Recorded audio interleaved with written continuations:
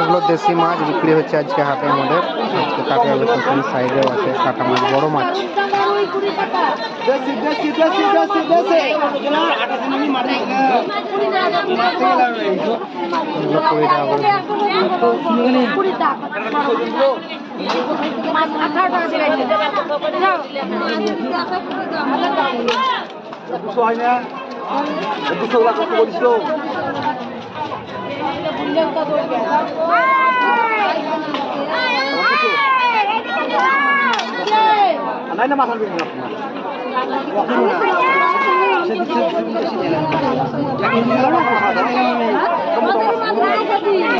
হাটের ভিউজ দেখুন।